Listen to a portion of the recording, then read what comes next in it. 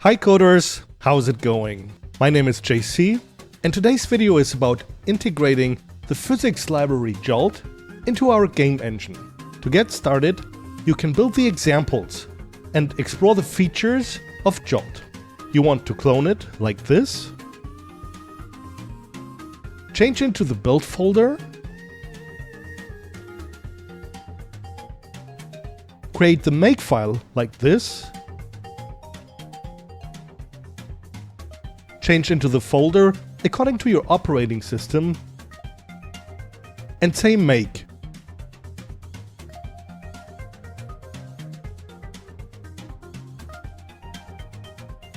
Start the resulting executable called samples, and the test application should start. The key P, as in pause, starts a simulation. Escape brings up the menu. Here you can browse the samples and familiarize yourself with Jolt's features.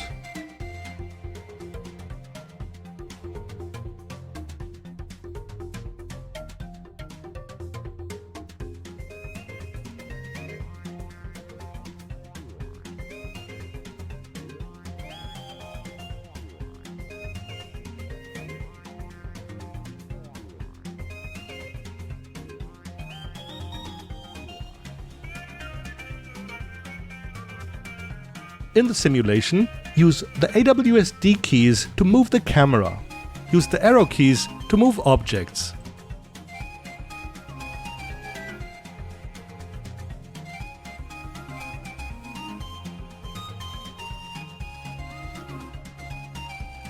The Jolt physics library provides rigid and soft body physics simulation and collision detection. It's a fast C++ library used in AAA games such as Forbidden West. With its built-in Vulkan Debug Renderer, it can visualize the shape of simulated objects and their bounding boxes. This is the GitHub page of Jolt. Jolt Physics is an open source library released under the MIT license. When it comes to documentation, you can find a link to a Hello World example here. Then here is a link to the samples application I just showed you. And here is a link to the architecture and API documentation. When you want to implement a new feature with Jolt, you want to find it in here. But you also want to find it in the samples application and browse through the code. That's a great way to learn about a new feature.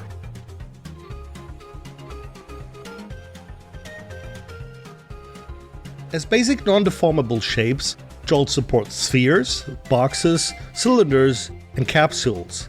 These rigid bodies can be combined to form compound shapes. For terrain representation, Jolt supports triangle meshes, height maps, and infinite planes. Rigid bodies can be in one of three states: static, dynamic, or kinematic. These states determine how the physics engine simulates each body in terms of movement, forces, and collisions. Static bodies do not move during the simulation, but other objects can collide with them. They are typically used for floors, walls, terrain, and other immovable objects. Dynamic bodies are fully simulated by the physics engine. They are affected by gravity, forces, impulses, and collisions. Dynamic bodies are used for objects that require realistic physical behavior, such as characters, vehicles, and projectiles.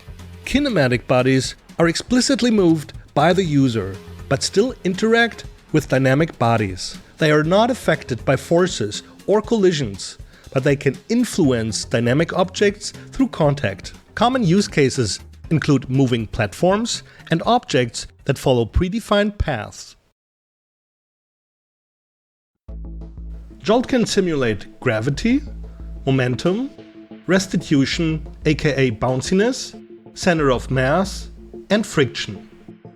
Contact listeners, also known as sensors, report collisions in Jolt. Constraints can be used to connect bodies, for example with a fixed distance, a hinge, a gear, or a pulley. The state of the physics simulation can be serialized to disk. Jolt is being used in a growing number of professional and indie projects. As of version 4.4, the open source game engine Godot includes native support for the Jolt physics library. I've been using Jolt in my game engine Lucre for a few months now, and I can definitely recommend it. It's generally fun to work with. It's straightforward to use, I haven't encountered any bugs, and while I didn't always find everything that I was looking for in the API documentation, the sample code more than makes up for it. Jolt is actually as fast as advertised. This is thanks to 3 key factors. Number 1, it's multi-threaded. Number 2, it uses the SIMD instruction set on the CPU, allowing for parallel floating point multiplications. Number 3, it employs a bounding volume hierarchy, or BVH, for efficient collision detection. Each frame, Jolt performs both broad phase and narrow phase collision checks. In the broad phase, it tests for bounding box overlaps. If an overlap is detected, the narrow phase performs a more detailed check for actual collisions. In this scene, I have 2 larger collider meshes for the racetrack loops and a few smaller objects with collision meshes. You can see here the CPU load of my laptop. It's quite low.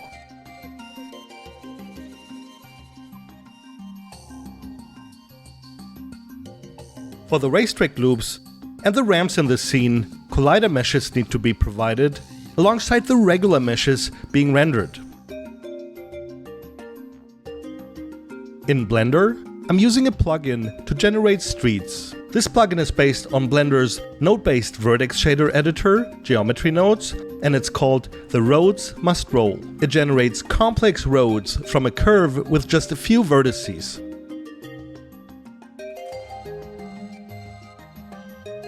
For the ramps, I also use curves, specifically Bezier curves, to define the profile. Once I'm happy with the shape, I convert the curve to a mesh, extrude out the width,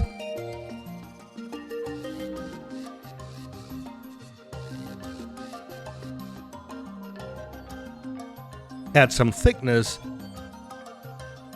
and a bevel, and assign a material.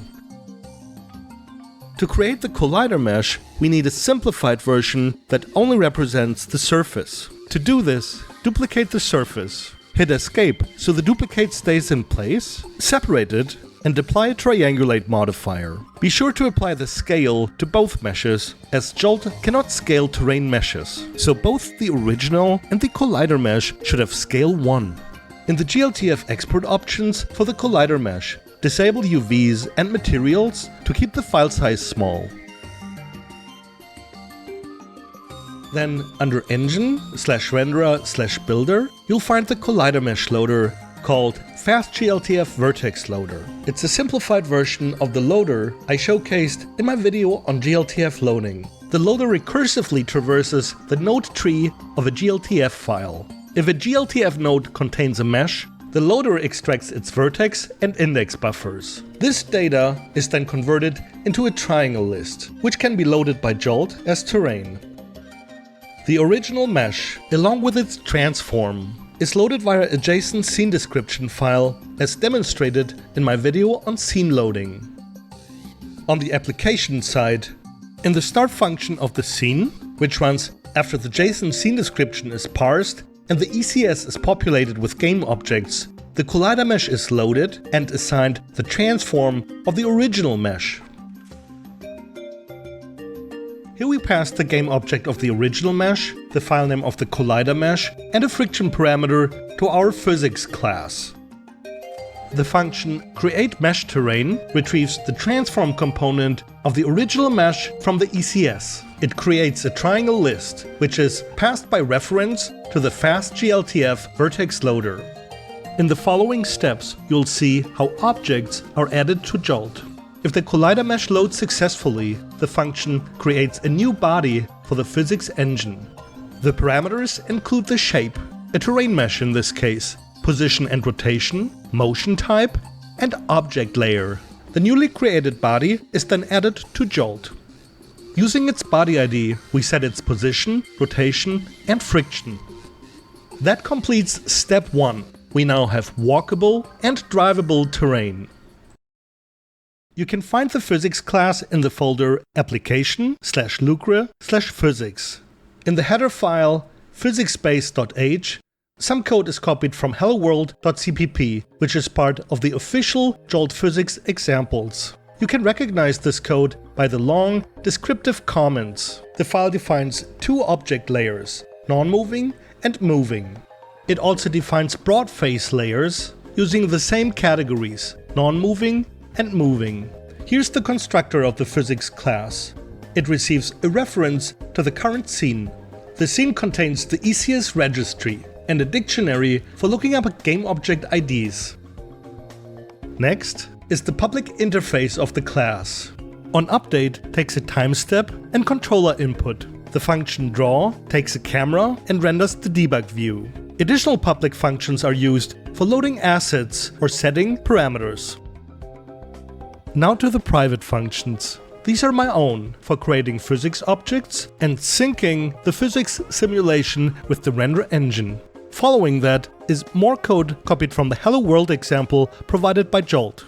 This part here sets up the core physics system. The next section defines parameters for the physics system. All of these are unchanged from the original Hello World file. Here are some conversion functions I added for converting between Jolt and GLM types. The Mat4, Vec3 and Quaternion types in Jolt and GLM have the same component layout and alignment, so simple casting between the two namespaces is valid.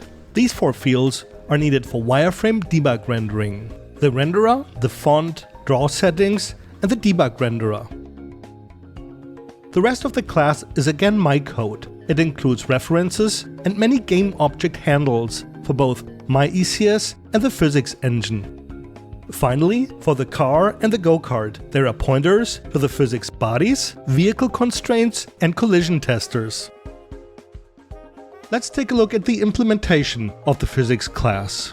The constructor starts with code taken from the Jolt examples. It registers a memory allocator, installs trace and assert callbacks, sets up a factory responsible for object creation, registers all physics types with this factory, and installs their collision handlers. It then creates an allocator for temporary allocations. Here, the constructor sets up the thread pool for the physics engine. And finally, this code here is to initialize the core physics system. For debug rendering, it creates a Vulkan renderer, initializes it, creates a debug renderer, and sets up the draw settings.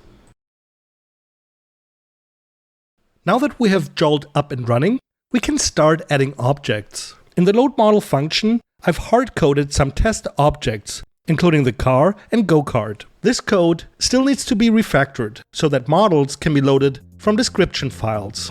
The next function, onUpdate, advances the simulation world forward in time. It is divided into three parts: pre-update, update, and post-update. In the pre-update section, onUpdate applies the controller input to the car and go-kart.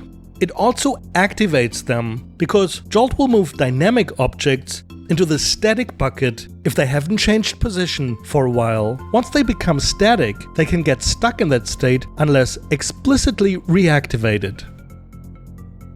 Next, we call update on the physics system. We pass the time step in milliseconds, the number of collision steps, the temporary allocator, and the thread pool. In the post-update section, the new transforms are applied to the corresponding game objects. This lambda here is used to post-update the car and go-kart.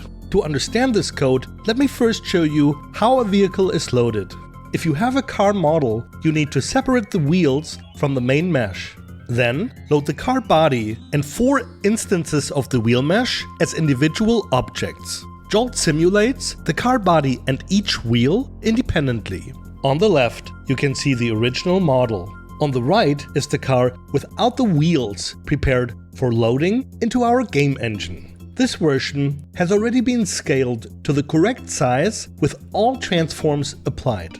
And here is the wheel model, which we load separately. Now, back to the post-update section of onUpdate. This is where we apply the transform to both the car body and each of its wheels. The lambda retrieves a reference to the car body's transform and applies the rotation and translation provided by Jolt. For the translation, it also adds a height offset along the model's up vector. To finalize the car body's transform, I apply an additional rotation around its up vector. This is necessary because Jolt uses 0, 0, 1 as the forward direction, while Lucre uses 0, 0, -1. Next, we apply the wheel transforms. We retrieve the game object IDs for the 4 wheel instances. For each wheel, we get its local transform from Jolt. In this context, local means relative to the car body. Then we scale the wheel and apply an offset transform. This offset transform allows for fine-tuning of the wheel's position. Finally, we get the car body's global transform from Jolt's body interface and compute the global wheel transform, which we apply to each corresponding wheel instance.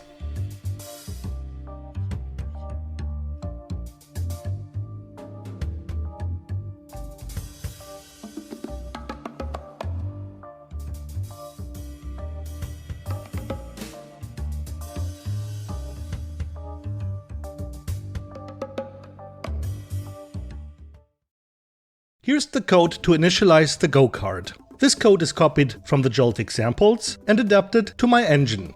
For the vehicle dimensions, I tried to be accurate. I measured the length and width of the go-kart and wheels in Blender and added them here as parameters. One issue that I encountered was that the cars would tumble to the side. The go-kart wasn't much of a problem since it's relatively flat and wide, but for the other vehicle, it took me a while to get it stable. The height offset here is used to artificially lower the center of mass. As I showed earlier, the rendered car body is lifted visually so that it still looks normal. Next, we add collision testers. For vehicles, Jolt provides these special collision testers: raycast, spherecast, and cylindercast. These testers simulate the interaction between the vehicle's wheels and the world, using simplified casts rather than detailed shape colliders. Here we create the box shape for the vehicle, using the height offset to set the center of mass. Then we create the simulation body and add it to Jolt. For the wheels, we need to create vehicle constraint settings. First, we define the suspension direction here, and then for each of the 4 wheels, we create a wheel settings object. The wheel settings define position relative to the car body, suspension length, suspension dampening, steering angle, handbrake torque, and lateral and longitudinal friction. All 4 wheel settings are added to the vehicle constraint settings. Here we define the wheel width and radius, which completes the wheel settings. Before creating the actual vehicle constraint from the settings, we set up the vehicle control settings and finalize the vehicle constraint configuration. Here, we assign the raycast collision tester to the vehicle constraint. This function, set tire max impulse callback, allows us to introduce more advanced or specialized tire friction models beyond Jolt's default behavior. At the end of the createCard function, we add the vehicle constraint to the core physics system. To wrap up this episode, I'd like to show you the Debug Renderer. The Debug Renderer is a valuable tool for fine-tuning the simulation. I'll keep the explanation high level to give you a solid overview of the topic. In a nutshell, you need to create a class that inherits from JPH Debug Renderer and compile the Jolt library with the define JPH Debug Renderer enabled. You can find the Debug Renderer interface here. JPH Debug Renderer is an abstract interface that defines 6 pure virtual functions. 4 functions to draw lines, triangles, 3D text, and geometry, and 2 functions to batch triangles. Here is a minimal implementation of a custom renderer. The 2 create triangle batch methods are used to prepare batches of triangles that can later be rendered efficiently using a single draw geometry call. Jolt provides 2 example implementations of Debug Renderer, a simple version and a full-featured version used in the test framework. The Jolt core physics system exposes the following functions to render debug information: draw bodies, draw constraints, draw constraint limits, and draw constraint reference frame. In our Jolt wrapper, we can add a method like this.